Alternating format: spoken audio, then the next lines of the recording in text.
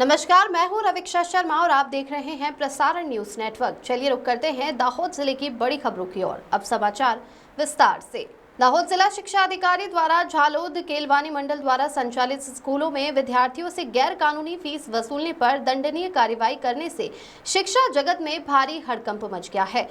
झालोद नगर पालिका के सदस्य रज्जाक पटेल द्वारा फीस के मुद्दे पर दाहोद जिला शिक्षा अधिकारी को लिखित आवेदन किया गया है। उसके बाद झालोद केलवानी मंडल के संचालकों को दाहोद कार्यालय में बुलाकर कानूनी सुनवाई की गई।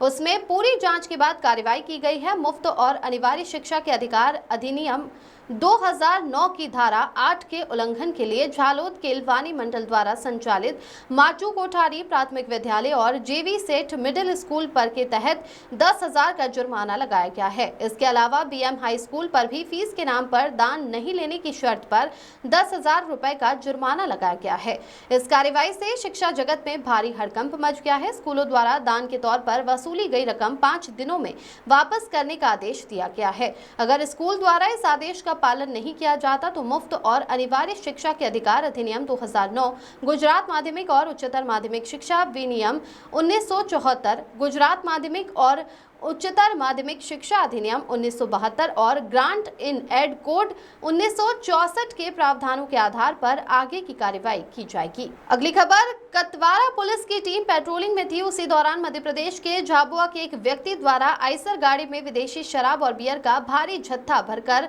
वाया दाहोद होकर वेजलपुर के लिए एक बुटलेगर के पास जाने की गुप्त सूचना मिली थी। उस सूचना के आधार पर कतवारा पुलिस की टीम ने तड़के खंगेला चेक पोस्ट पर जरूरी वॉच लगाकर वहां से आने जाने वाले छोटे बड़े सभी वाहनों पर नजर रखी।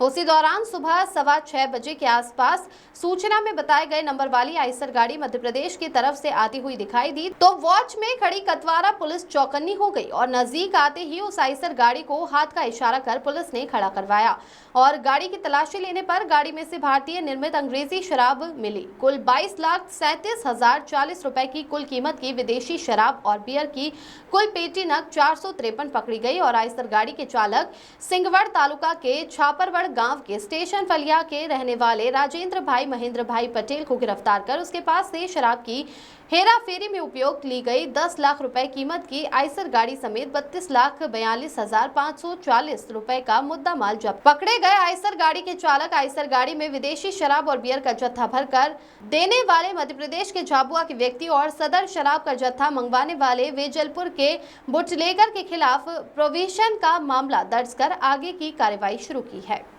वडोदरा के पास गंभीरा नदी पर पुल दुर्घटना की भयानक घटना के बाद राज्य भर में जर्जर पुलों को लेकर चिंता व्याप्त है। तभी दाहोद शहर को मध्य प्रदेश और कई गांवों से जोड़ने वाले मंडावाव रोड पर बने हाई लेवल ब्रिज की चिंताजनक हालत सामने आई। इस ब्रिज के पाए धुल जाने से स्थानीय लोगों और वाहन चालकों में डर का माहौल फैल गया है। हालांकि पिछले 3 महीनों से धीमी गति से चल रहे मरम्मत कार्य ने अचानक गति पकड़ ली है और तंत्र ने युद्ध स्तर पर काम शुरू करवा दिया है।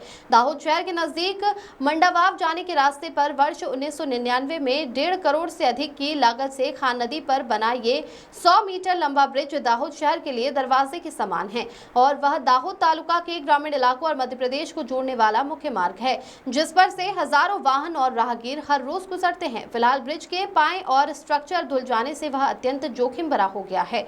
इस जोखिम भरे ब्रिज की मरम्मत पिछले 3 महीनों से धीमी गति से चल रही थी, वह अब तेज हो गई है।